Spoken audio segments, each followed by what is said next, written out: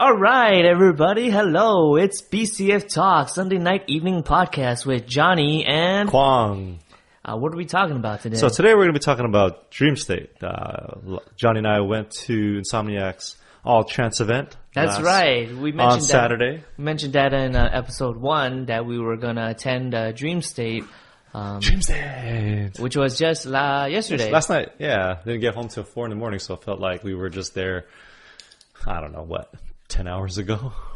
Mm-hmm. Roughly, yeah. It's fun. I had a great time. It's one of the lineups that I've been so waiting for someone who loves electronic music, in all its fashion, trance, house, techno, stuff like that. So got to see some great DJs.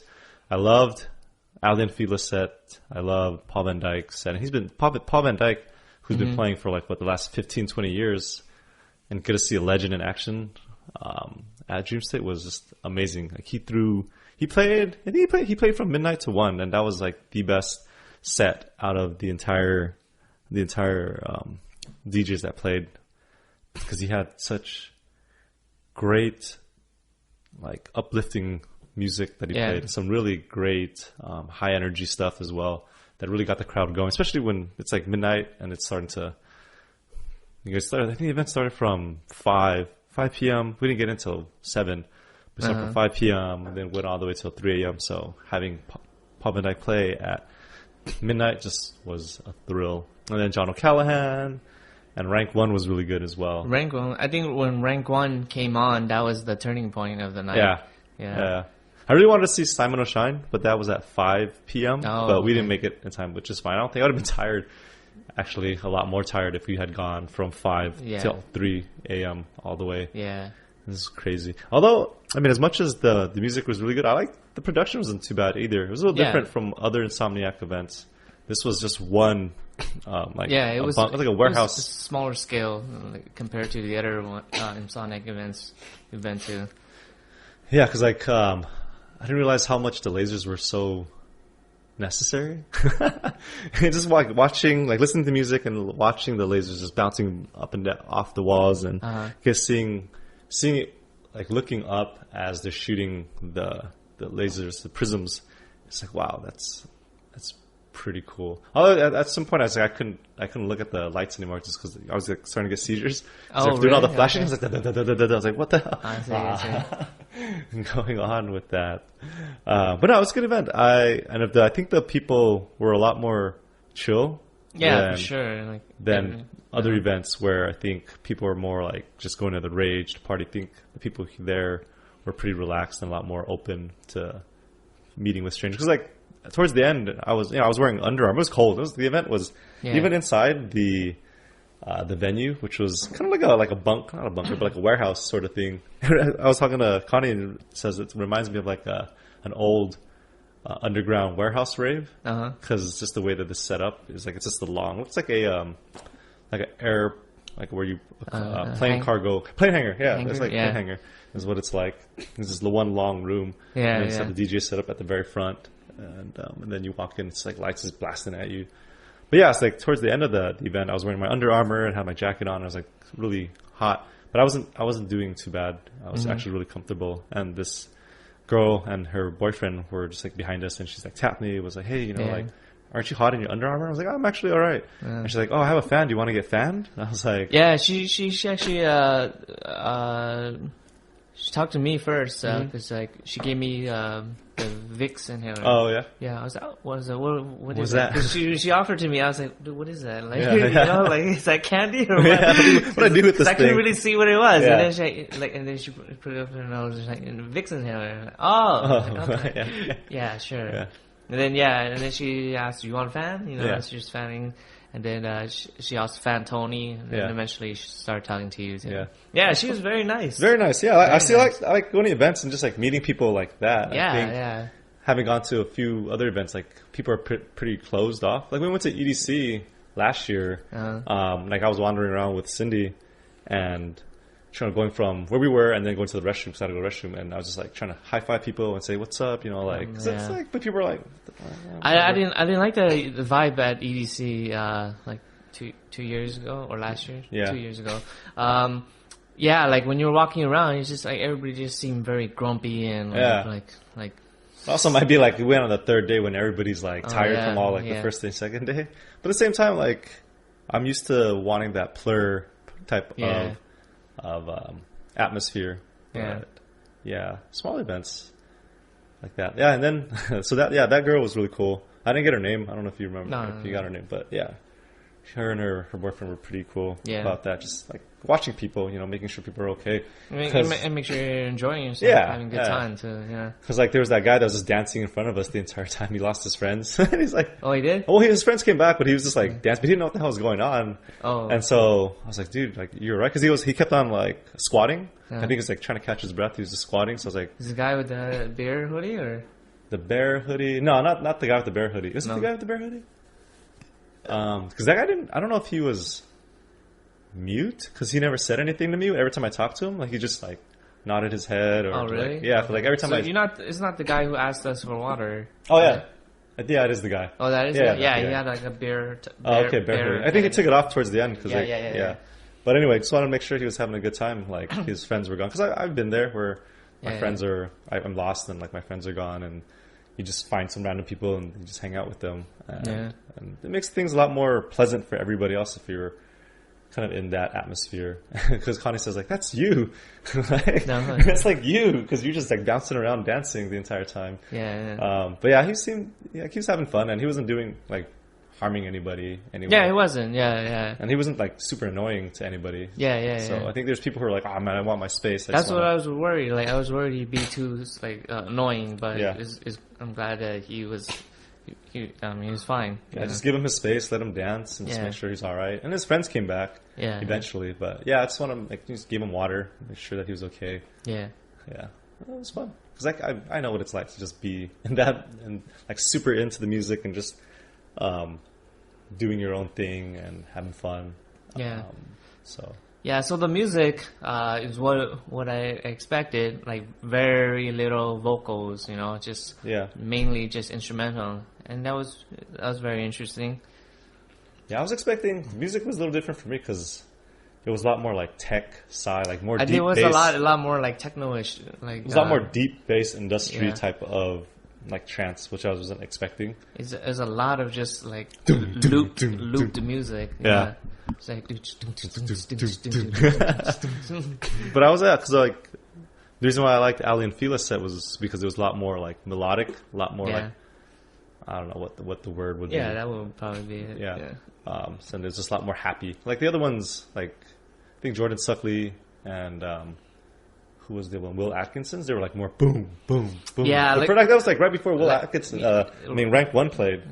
No, that's what I'm saying. Like right before Rank 1 played, I wasn't really liking what was going on, because it was like red colors mainly, very dark, angry stuff. Very dark, angry. That's true. Like the lighting played a big deal with it. Yeah, because whenever the red, like really strong red colors came out, it was just like very like dark evil, like energy. I didn't like it. I didn't actually think about reflecting on that. That's true, because like with Alan Fila, they had a lot more like blue, a lot more like white lights. The bluer colors, like purple and the pink colors, when those came out, that's when it's like more peaceful. Yeah, and then like when Paul Van Dyke played, there was a lot more like white lights, just like flashing a lot more. Nice too, That I didn't really think about that. Production is actually really important then, for in that aspect.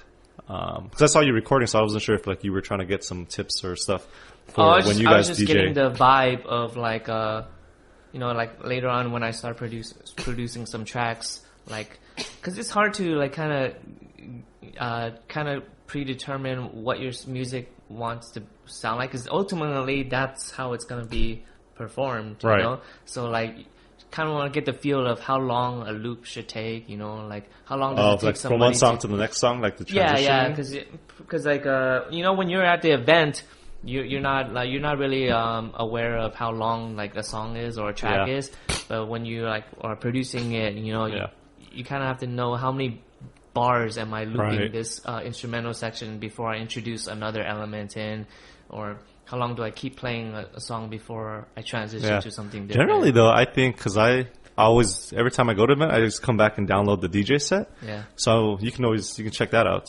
Because it's generally like between 4 minutes a song, and then 4 to 8 minutes a song, depending on what song it is, I think, as I'm listening to different ones. I don't know how long their transitions are, but I don't know. But yeah, as a consumer, I think if it's a really good song, I want it to like last longer, generally. But then I think there are songs that they select just to use as transition songs. I don't know if you're, as a producer of the music, like what your setup is like. But the consumer-wise... And then, well, now that I think about it, it could be either be predetermined, like, you know, in between songs where you're just looping the doom doom doom, and then it's either predetermined or maybe the DJ is just kind of feeling it in the moment, like when's the right time to drop the next track. Yeah. You know? That's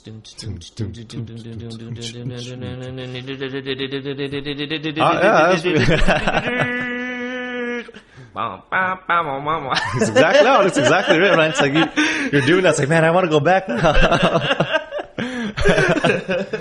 Because those are like, I don't know how that's very technical. Like that type of stuff seems like it's very basically technical. What's going on is when you're playing the loop towards the end, it's like you double the speed. So it goes. It goes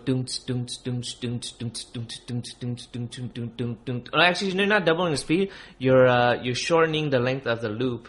So whereas I always wonder how they do that, because I was like, So you just turn the knob. You turn the knob, and its length is so. Whereas before it was like doom ish doom ish doom ish doom ish. You take out the snare. Now it's just doom doom doom doom. They do it right, because I know they always do that at the end, and then it's like boom, and then they do that. And then you're done with it. I'm like, well, no more. Bring it back.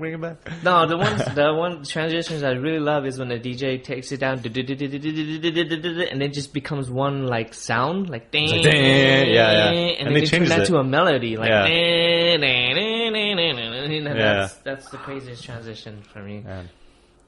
Yeah, those are good too. Yeah, what'd you think? What was your favorite set?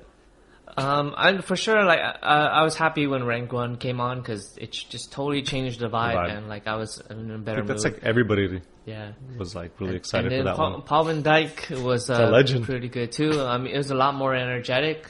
And then dude, when he played Home, I was like, I don't know any of the tracks. That's the thing. Like I don't know any of the tracks, but for John O'Callaghan, when he came on, it was good too. He played Big Sky was really good too. The only song I know from John O'Callaghan is Find Yourself. He played that? Did he play that? He didn't play that. He played Concrete Angel, which is Gareth Emery's song, and he played... Because Find Yourself was that one song when... remember when you, me, and Tony were listening that one time for my birthday? And like that song, it was just like... Came on. It was just like, dude, the lyrics are so good. Like, that's probably like... one of my favorite memories of that song too. And then the only song that I knew of is I think Paul Van Dyke played Dash Berlin's what is it? Played Dash Berlin? Is it Dash Berlin? Yeah, it's the ones You Never Be Over Me. Who is that? No. That's Above and Beyond's Sun and Moon. He played Sun and Moon? Above and Beyond. Yeah. They played it. I don't remember that. Yeah, everybody was singing along. Yeah, but when he played Home, I was like, my God, that's so good. Yeah. So, yeah, he played a lot of good stuff. And Ali and Philip played a lot of like just. But Ali and Philip, I only saw one person up there. Like. Yeah, I think I forget if it's Ali or Philip, but one of them is like injured and he's having. Not injured, but like he's going deaf or something. So that's kind of sucks. That's what I've been told anyway. I hear a lot of DJs have that problem. Yeah, like I don't know if it was true, but I read an article that Zed was having hearing problems. Yeah, so he can't he can produce, but I don't think he can spin anymore. So only one of them does, which is a bummer because, like when they're up there together and seeing them play, it's like a lot of fun to watch them play. So that's what. I think when I was in Prague and I saw them, that's what one of the guys told me. So I was kind of bummed out when I heard that. It's like, oh man. But yeah, they're an Egyptian DJ duo that first time I saw them at A State of Trance at Beyond Wonderland. They have the same venue, but like in 2012.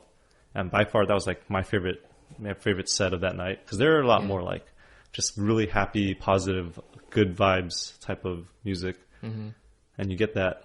I don't know if you felt it, but it's like just compared to everything else that was played before and after, I think like Ali Fila's set was just a lot more positive overall. Like, I don't think they play like very heavy bass type stuff.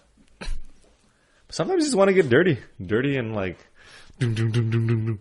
Yeah. I don't know. No, but it's good to have the contrast though. Yeah. Like I mean, like even though I didn't like the darker sets in the beginning, I still kind of appreciate the fact that they included it throughout the night and that they had it in the beginning. Yeah, I was gonna say like they're building up to it too. Because I don't want to leave with that bad energy, but I like the contrast of feeling what that bad energy and then feeling it change to the positive energy. Yeah, because I was telling Cunning, like I think they're building up to more like uplifting type of stuff. Because like did you look at the lineup? It was like Jordan Suckley, Will Atkinson, then was ranked 1, then went into like Alan Fila, John O'Callaghan, PVD, and finished off with Brian Kearney, which was good, but he was like a lot more like harder stuff too when we left. I was expecting to have left with a lot more calming music. Yeah. Because like if you're gonna drive home, you don't want to be like still angry and stuff. Yeah. So that was good. I had fun. The people were good. The venue was fine, and it was a lot smaller than I imagined it to be. For some reason, which I was fine with. You know? It was like it's harder to get you. It was not as big of a problem if you got lost. You know, right. Yeah, you can find your way. So, yeah, it's a lot of Asians. Not that it's wrong. I'm just like there's always a lot of Asians at like EDM events in SoCal. It's like that's cool. Yeah. So yeah, that was Dream State. I didn't take too many pictures, but I'll post one that I have that I took. But someone wrote has the sign that's Trance and Chill. Oh yeah, play off of Netflix and Chill. Yeah, so that was really cool. Yeah, post that on the. And the pictures that I do, the pictures that we took was too dark. Oh really? The ones that I took of us, it was it's not gonna work. Because the light focused on this dude behind us, and so it actually looks more like a picture of him than it is with us. Because the lighting was just bad. And there was no front, like, flash on the selfie. If you're taking a selfie, there's no front flash. Yeah. So that's too bad. You can post that picture on the blog. I'll probably post a clip of some of the videos we shot so that you can get an idea of what the event was like. Yeah, it was fun. Cool.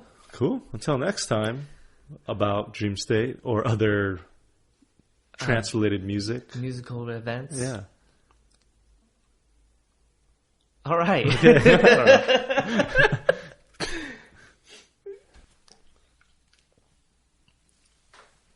And we're back. Yes, we are. And now we're going to be talking about the new AMC television show called Into the Badlands. Into the Badlands. Yeah. Wait, what is this? What is this show about? I haven't seen it. You haven't seen it? That's pretty cool. It's only 2 episodes in. It's about, the main thing is there's an Asian American male protagonist. Oh, for real? Yeah. And so that's what I'm super excited about. Basically, it's this guy. His name is Sonny. And he is a clipper, which is basically like a bodyguard for one of these barons. And there's 7 barons. Basically, it's set in a future dystopian society where Earth is kind of all fallen to pieces. And then there's 7 barons, and they've taken control of different sections of the land. That's all I know so far. But anyway, Sonny works for this one baron. And he's just a hired killer for that guy, basically. And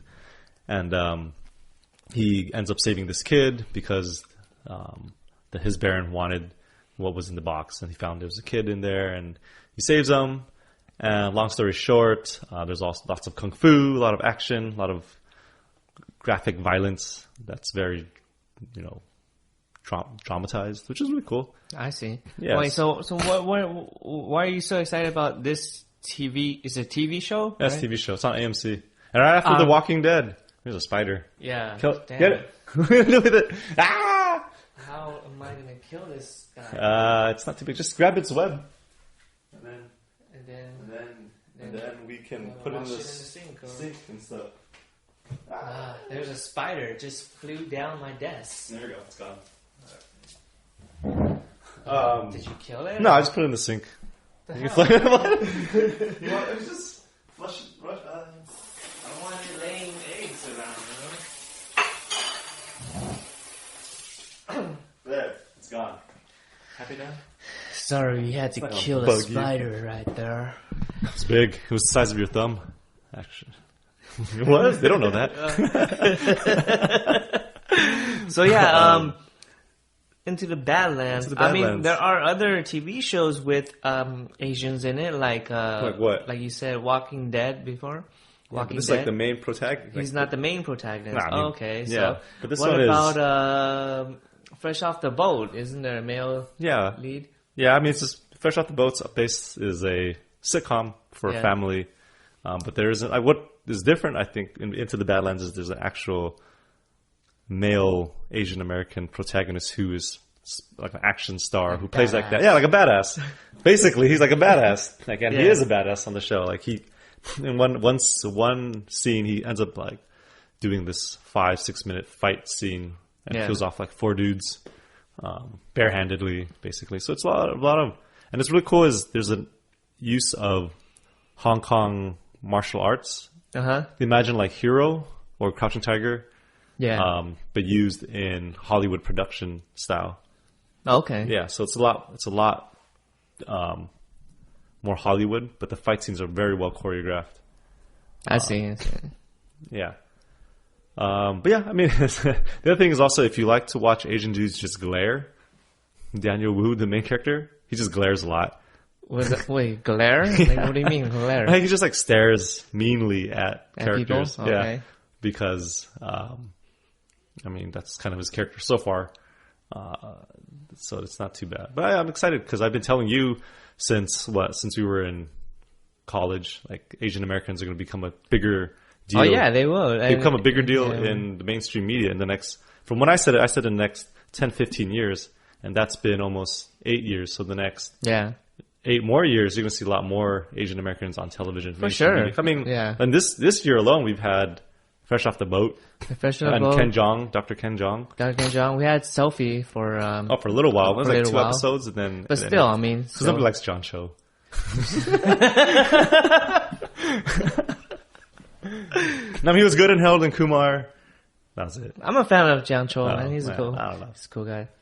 I don't know the guy. Just there's like this thing I have against John Cho. I don't know what it is. Just I see him I'm like, John Cho.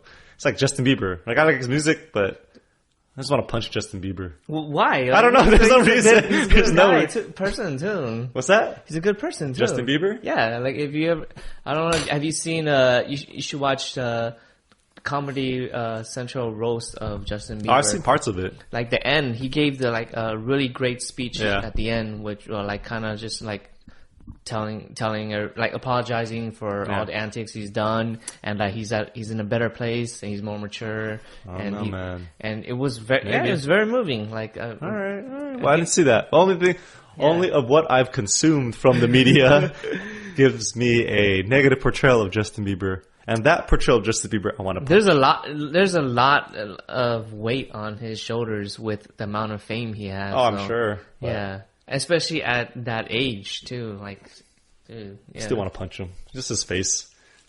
He just has his face. He's like, just has this like, here, come punch me face. I'm just a hater. But I like his music. I like his work. But just Justin Bieber. I don't know. There's just some people, sometimes you're like, I just look at you like, I just want to punch you. Okay. For no reason. I don't know.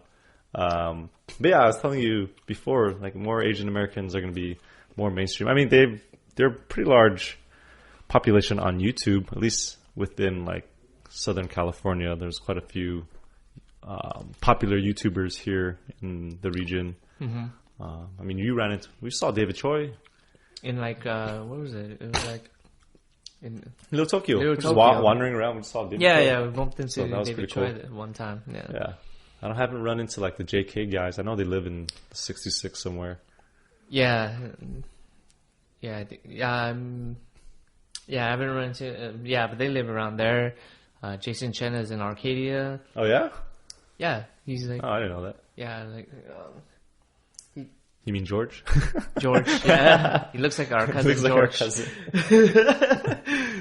a miniature version. Yeah. Because he's smaller?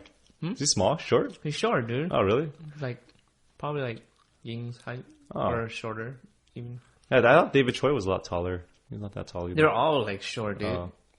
Like, it's because you're so tall, man. Sorry. Not everybody's like 6 feet or whatever it is you are. But I don't feel like I'm tall. I feel like I'm normal. I'm not 6 feet. I'm 5'10" and a half. Oh. Well, that's like the average height. Yeah. But yeah, so like what other shows have been coming in on television? And I think there's gonna be some more on television. But Fresh Off the Boat, I'm a big fan of that show. I love Constant Wu on it, and then the kid who plays Eddie's character, I love him. He's really funny. I love the two kids as well, like the two younger kids. They're good. Yeah. Except for Randall Park, I don't think he's that funny. Sorry, I don't like Randall Park as the dad. I don't know. It's just not. It's not funny. He's not to Chinese? Me. No. Well, that doesn't really bother me too much. Just I don't know. Just something about sometimes he does a good job of playing the dad. Sometimes it's like just misses it for me. I think he's fine as playing the dad actually, because I actually can picture which uncle of mine that he resembles. Like, he reminds me of like Liang's dad. Oh, yeah. That's who I see. Yeah. When I still look at Randall. It's like just. Yeah, I guess. Okay, kind of, sort of. That's funny. Have you watched Ken Jeong's show? I haven't seen Ken Jeong's show yet. No. It's okay. Okay. I watched the first episode. I don't think you would like it because like the humor is a lot more crude, or like it's a little bit more like brash.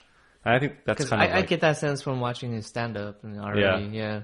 So like he's kind of like this rude, very over the top type of thing. So yeah, you might not like it. But it's okay. Maybe it'll get better. Yeah. I haven't watched the other episodes of it. But I mean, like you said, they're all popping up. But like, I mean, who wins ABDC contests? Exactly. Yeah, I think that was one of the first emergence of like Asians in the public eye, you know. And then like as you said, all these shows are coming up. You can't expect them all to like hit it big. Oh, right. You know? So like some of them are gonna flop or whatever, but just the fact they're just getting more names out there. I mean, Lucy Liu is on Elementary, which is the CBS show about Sherlock Holmes, like the remake of Sherlock Holmes. And she plays Watson's character. Yeah. So it's a remake of that. And I mean, people know her from Ally McBeal. I've never watched the show, but like she was one of the more iconic Asian Americans. Back in the 90s or early 2000s. Yeah. So to see her, and she's doing pretty well for herself. What other shows? Oh, I was telling you this earlier. They're making Rush Hour, the TV show. Oh, right. Yeah. But not with Jackie Chan and Chris Tucker, but just some other Asian dude and some other black guy. I'm curious to see, because they also had that before. They had Martial Law with Sammo Hung. Oh, yeah. And I forget who was Arsenio Hall. Was it Arsenio Hall? What was the black dude on Martial Law? No, it wasn't Arsenio Hall. I don't know. I don't even remember if there's a black dude in Martial Law or not. But there was the Asian chick who was really hot too. You know, Kelly Hu? Yeah, Kelly Hu. But yeah, they did that. I thought that was a pretty good show, but then it got canceled after like 2 seasons, I think. Oh, okay. Yeah. And then they had Vanishing Sons, which we were talking about earlier as well. So that was a pretty good show. Russell Wong. Yeah. I'm trying to think of other ones. I mean, the other one that people always talk about for sitcoms is 21 Jump Street had Dustin Nguyen in it. I've never seen 21 Jump Street. Oh, you haven't? Uh-uh. I think he made it. No, he didn't. I'm not sure if he made a cameo in the movie or not. But yeah, he was an Asian person. He wasn't the lead or anything. Right, but he was in the show. Yeah, that show. And then there was the Margaret Cho's show, All in the American one? American Family? Or American Girl? All American Girl? Yeah. So that's kind of like, they always, because every time they talk about Fresh Off the Boat, they always reference that TV show. But I never saw it. But yeah, it's kind of hard. I like Fresh Off the Boat because it actually gives a pretty good portrayal of what it's like Asian to be an Asian upbringing American. is like. Yeah. But it's also fun because I talk with my other friend, and she's white, and she's like, "Is that how Asians see us?" like white people? I'm like, yeah, basically. What are you saying? Oh, how we white say people? white people? Yeah, Like, yeah, basically. It does give you kind of like the lens of what. Yeah, because you're looking at like the majority from a different lens, Yeah, and yeah. it gives you that contrast. Because and it's also like the parenting style is different. Like you notice when you get the comparison between how Constance Wu's character parents Eddie versus how the neighbor, what's her name? Yeah. I don't know her name, but yeah. The way that she parents her daughter or daughter-in-law is totally different. Yeah. And there is a difference. And I think the first time we saw that, I ever witnessed that in my life was when we visited one of our friends' neighbors. Yeah. Yeah. In elementary school. And I was like, whoa, like it's a totally different upbringing. And then when I started tutoring in that Score Education Center versus like the Chinese school, like I saw the difference in the relationships between parents and their kids. Yeah, because in the one episode, I think it was this season right before their Thanksgiving episode where Eddie goes to do a sleepover at his friend's house. Yeah, and Eddie's like, man, he's always complaining that his parents are too strict and saying like, you have to go to bed early, you have to do this, do that. Mm-hmm. But then when he goes to stay over at his friend's house, like it's like no rules. No rules, and it's this white kid and his mom, just the two of them, and there's like no rules, and the kid like farts in front of her. The mom doesn't say anything. She's like, nice one, whatever. It's like Eddie's like, what the, you would never do that in an Asian home. I did that once as a kid, and I got like beat up by accident. Like I accidentally. Actually, no, I was a kid. I did it purposefully. Farted in front of my mom, and she like beat me. Oh, really? Yeah, I was like, I remember that too. I thought I was being funny, but in cute, it's like, no, what are you doing? And she like beat me, because it's disrespectful. I think there's a lot of difference between like an Asian family upbringing. I think they're a lot more strict in certain respects. Yeah. Because like from my tutoring experiences, like from Asian family, kids are afraid of their parents. Yeah. Whereas when I see like the other like families, when they bring their kids, sometimes I see that the parents are actually scared of the kids, you know, because they're afraid of the kids going crazy, yelling and screaming at them and all that. It's just very different. That's funny because my mom asked me, because we used to watch Malcolm in the Middle together. Okay. And she was watching a few episodes, and she asked us if we wanted her to be like the mom on Malcolm in the Middle, because the mom on the Malcolm in the Middle was like really angry and yells at the kids all the time, and she's kind of like crazy. I'm like, no, I don't want you to be like that lady on Malcolm in the Middle. It was very dysfunctional. She's like, you want me to be like that? Is that what you want? I'm like, no. But it's curious because I also like when we talked to.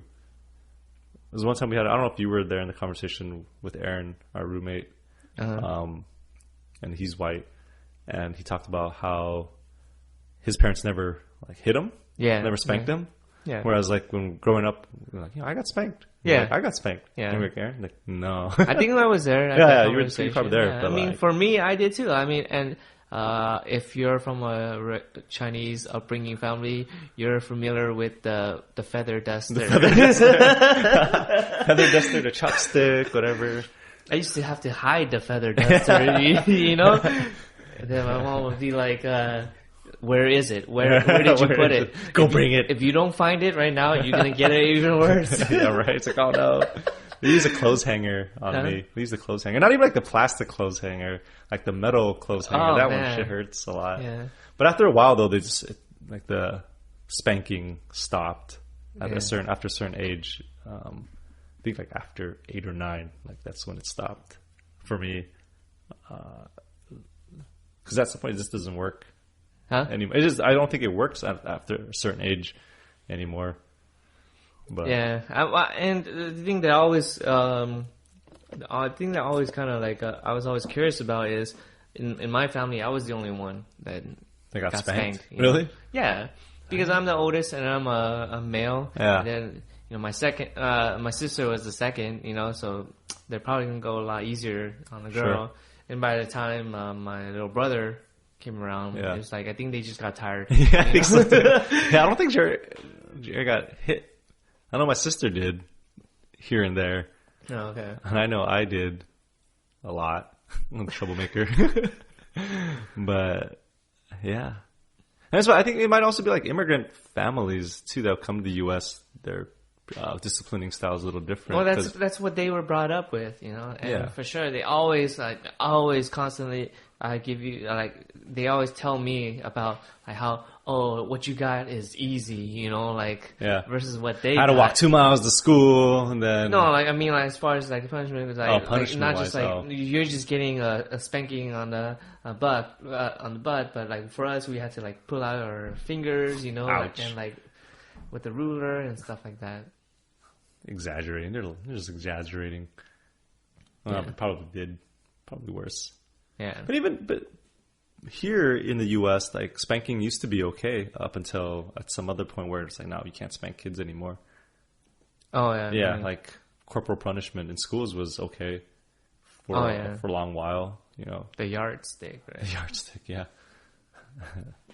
Like in The Simpsons, you know, when the staring out the window, that's a paddling. Looking at my beard, that's a paddling. You ever heard that? No. Was that Homer? No, that's when the school, when Bart's school and Lisa's school, they didn't have any more teachers because they went on strike, so they brought the community members to teach. Oh, okay, yeah. Yeah, just like, staring at my beard, that's a paddling. Yeah, so going back to fresh off the boat. And other into the Badlands, you said you had some things you wanted to rant about, or? Oh, that was kind of just going off of like I wanted to say like basically telling you again like the next 8 to 10 years is going to be more Asian Americans in the media, I mean like mainstream media, and not even just music, but like movies, TVs, television. Because I think there is a larger market that people haven't tapped into. That there are Asians that have, I think depending on what statistics you're looking at, like Asian Americans have a higher discretionary income, and they want to use it in places. And you know, we go to movies, we go to eat, we go to do all these things. Like they have a lot more income to just spend on things, and why not tap into that as a market? If that's what we want to do, you know. Like when Jeremy Lin became big, like a lot of more Asians were like, oh yeah, you know, I want like the to get the jersey or whatever. Like when like a lot of Asians also like are huge into basketball. Like in China, they're big into basketball, not because of Yao Ming, but like Kobe Bryant, and like I know a lot of people love Allen Iverson when he was playing, and they have like a huge NBA market there. Somebody from me was asking me at work, and he was asking me, is it true that Tracy McGrady is bigger than Yao Ming in China? When I was there, when I was teaching there, the people love Tracy McGrady. Like the students that I talked to, like college and high school students, they love Tracy McGrady. One girl was like, "Yeah, that's my husband. I'm gonna marry him." I'm like, "Okay." But I was surprised. I mean, I don't follow basketball too much, but I was surprised by how big the NBA is over there. And it's a growing market. I don't know which NBA star has like a contract deal with one of like the shoemakers in China. Oh, okay. There's like, so they always have them in their stuff. Yeah. You know, your shoes, this is like off topic, but you know your shoes that you wear for martial arts? The Feng Yun? The Fei Yues? Parkour people wear those. People who do parkour wear those like to train. I'm like, what the hell? Yeah, those. It's a very how do you say it, like it's a small niche, you know. People like who know about it. It's mainly for wushu, but it's like the closest thing to being barefooted almost. Oh yeah, I wonder why. Because I see it like on the. It's right there, right? Oh, you have them? Yeah. Oh, yeah. I saw them on the American Parkour website. Yeah, and they're selling these. Like, what the hell? And I was like, aren't those martial arts shoes? Yeah. So I thought that was kind of interesting, but that was a tangent. But yeah, sports, like NBA is a huge market in China. Like they are, and I played ball there. They're really good. Yeah, when I went with Ying and Scott, when we went to China, we tried to play basketball with them. We got our asses kicked. Yeah. They were like giants, man. Yeah, like, they're really good. Like really tall and shit. Yeah. And also like soccer is big there as well. But I think the NBA is getting a lot larger over there.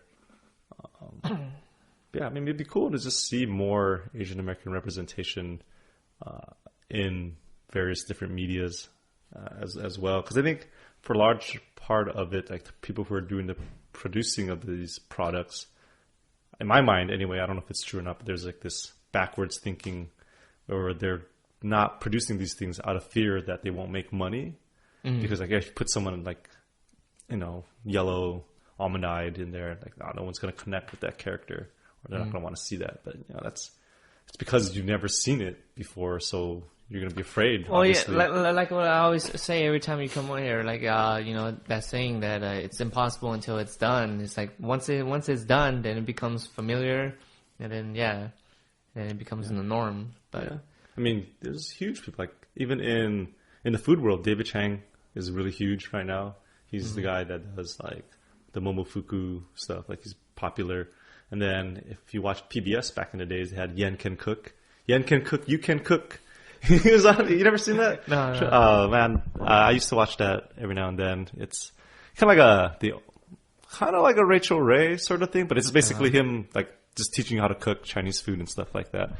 So that was also cool to see. And I think, I don't know. I honestly believe in the next 10 years, it's going to be a big influx of Asian media stars becoming more and more bigger. Because I don't know, just people just don't understand Asian culture because it's always this otherness as well of Asian identity. Because I think with like Latin Americans or black people in the U.S., black people have been here since, like the 1800s when they had slavery and stuff. And then Latin Americans in Mexico, because we used to be bordering. But then the Asians come in, it's very, very unfamiliar. Different language, different dress, different food stuff. It's like there's no real commonality that you can connect on. So I think there's this large misunderstanding or large unknown that is becoming, has been difficult to breach. But I don't know, man. It's getting there. Next 10 years, I'm telling you. In the next 25 years, I bet you there's going to be on People Magazine or Us Magazine, whatever. Like the top 50 hottest people. Yeah. It's going to be an Asian person. Wasn't there already? Was there one? Well, not for people, but I think Steven Yeun was on the magazine for something. Like he was on GQ. Yeah. Or is it something? Yeah. Maybe he was in there. GQ, yeah. But yeah. I think I'm gonna see you on there one day. I hope you're not too old. No, man. No, like the people who are like the hottest, whatever. They're like George Clooney. He's like what, 50? They'd be in their 40s, Brad Pitt, 50s. yeah. So you're never too old. I think for guys anyway, it's like you get better as you get older in some sense, right? So if you believe it, you believe it, just get a little gray in there, pepper it a little bit. Chicks dig that. And plus, even if you're 50, you still look like you're 30. Yeah. You got the Asian genes. Yeah. So, look out, world. Look out. Or actually US mainly because... And the other thing is, like, Korean K-pop is becoming a huge thing. Like, it is, man. For sure. Like, growing big, huge market here in the US. Might be still niche, but, like, people love K-pop and Korean stuff. Like, if... It's weird when like I see like on YouTube or just anywhere on the internet, like certain people, they're not Asian and they're into K-pop. Yeah. It's like, whoa, for real? Like, yeah, and it's kind of strange to see them like especially non-Asian females pining over like Asian men who are like these K-pop, and it's because it's a completely different style of masculinity or a different type of identity of what you would picture someone to be attractive as, Western ideas of beauty versus Eastern ideas of beauty. Because they're not like buff and huge and muscular. And they wear makeup, know? Which is so cool. I think it's cool. Yeah. So, yeah. Yeah. Asians in the media. Coming soon. Coming soon to a theater near you. No, coming now. Yeah, listen to BCF Talk. Coming now. All right. Until next time. To the next episode. Check it out. Have a good weekend. Have a good weekend. See you later, folks.